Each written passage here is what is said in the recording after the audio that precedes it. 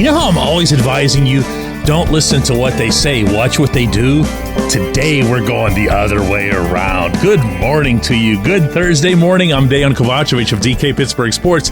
This is Daily Shot of Steelers. It comes your way bright and early every weekday. If you're into hockey and or baseball, I also offer daily shots of Penguins and Pirates in the same place that you found this. Mike Tomlin broke to the world the earth-shattering news that Russell Wilson is QB1.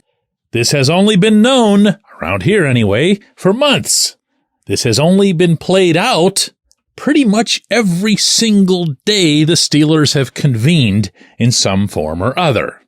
And yet, Tomlin sat down both of the quarterbacks in a meeting a few minutes before meeting with reporters to share with both Wilson and Justin Fields that Wilson will be the starter in Atlanta. And from there, the head coach went on for about 2 minutes about how this was a positive experience and all the challenges that went into it and why it was a difficult decision, but not difficult from a negative point of view. And he even spent a little bit of time talking about Kyle Allen's performance and why he'll be a nice number 3. And then there was this pause. You know how when you're talking about something and you knew you really had something that you needed to throw in there, but you hadn't done it yet? It was that kind of pause. Maybe 2-3 seconds max, but then, immediately off the pause, Tomlin said this. You know, just getting to know Justin's capabilities, man, we like it. I know you guys might have some questions about the potential of package football, given his skill set, and that's certainly on the table. But I'm not going to get into many details regarding that or things of that nature because it doesn't help us from a competitive advantage standpoint. But make no mistake, his talent, his unique talent, as it pertains to mobility, is something that we're open to weaponizing, although I have acknowledged that Russ is QB1. Oh, yeah, he did that. And he did it on purpose. He absolutely did it on purpose. He wanted his old buddy, Raheem Morris, the man who is replacing Arthur Smith as the Falcons head coach, to have one additional thing for him and his staff to fret over in the days, in the weeks leading up to the game itself. Something you could really only pull off, by the way, with an opener. It's not that Fields is radically different than Wilson as a quarterback, but you've got to be aware when he's on the field. Dan Campbell, the Lions head coach, said last week he was glad to have Fields out of his division because he created all kinds of headaches that almost all other quarterbacks can't. So in case you think I'm over-interpreting this, Tomlin, within the hour, then appeared on a podcast, and I'm going to read to you the quote directly when Fields came up. Quote, "My friend Raheem Morris better be ready for a Justin Fields package. I don't want to disclose any strategic approaches, but there's too much talent to be sitting around watching all day." End quote. Oh my. See, that's different. That's Tomlin putting himself on the record, unwittingly or otherwise, as why Fields should participate in the offense in some capacity as often as is reasonable. And if and when Tomlin doesn't put Fields out there, Tomlin now leaves himself open to being questioned as to, well, wait a second, didn't you say that you can't just leave somebody standing on the sideline holding a clipboard who has that much God-given talent?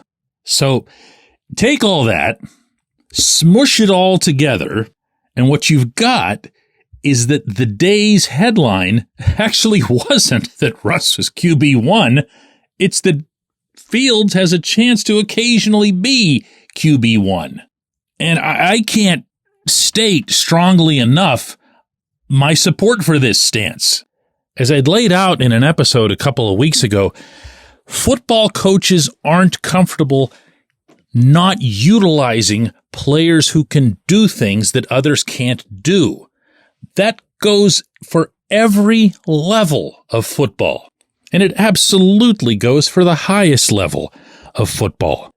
So this is cool. I'm excited about this. And as I was saying just yesterday, there are surprises in store. There are elements to this offense that have not been seen publicly. And now we know the Falcons are going to see stuff that they might not have been anticipating. When we come back, J1Q. This segment of Daily Shot is brought to you by our good friends at Mike's Beer Bar. They're located on Federal Street, directly across from PNC Park. Mike has more than 500 beers on tap, including from more than 50 local breweries. Stop in and say hello. Tell Mike we sent you. Mike's Beer Bar.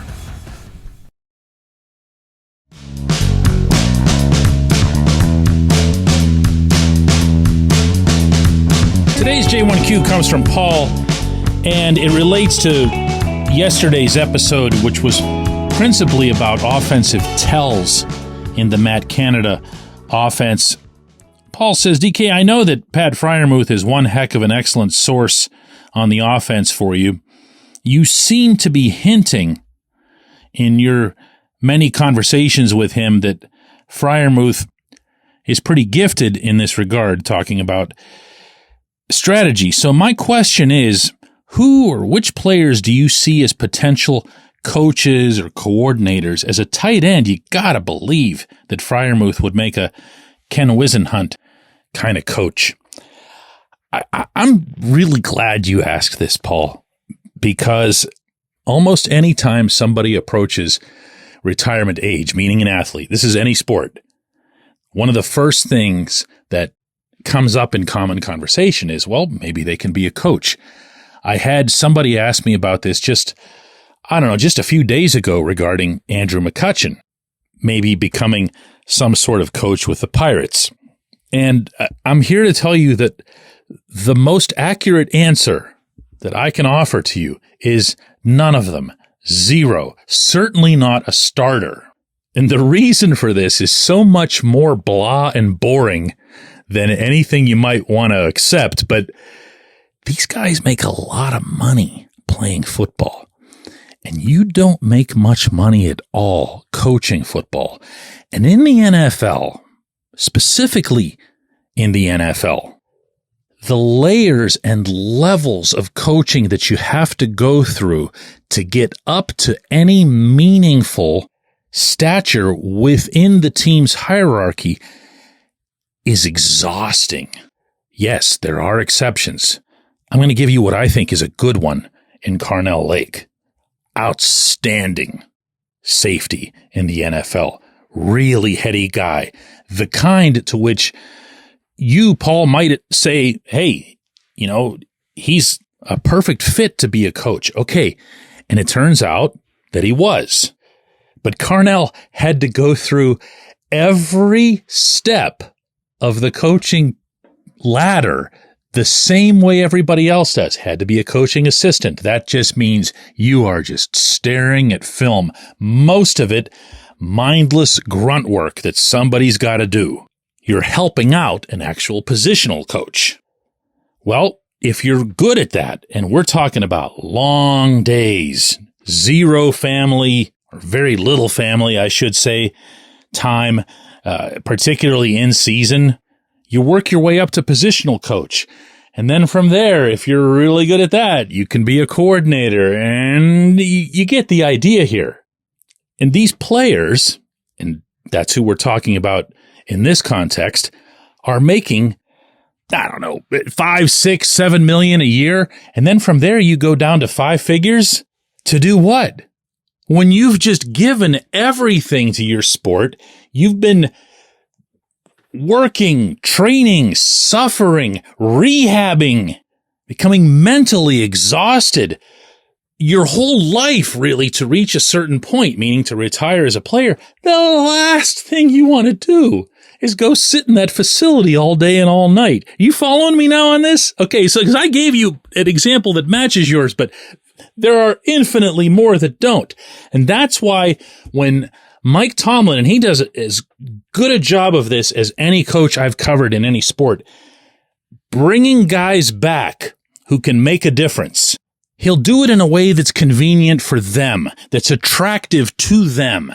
That's how you just had a training camp in Latrobe that had Troy Polamalu out on the field, that had Mel Blount on the field, that had James Harrison teaching Nick Herbig a move that Herbig used in the game the other day in Detroit on his sack. Did you see him get under that dude's armpit? That was pure Debo.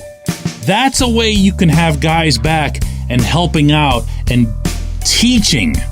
But the actual coaching stuff, almost all of them say no thanks. I really appreciate that question. I appreciate everybody listening to Daily Shot of Steelers. We're going to do another one of these tomorrow.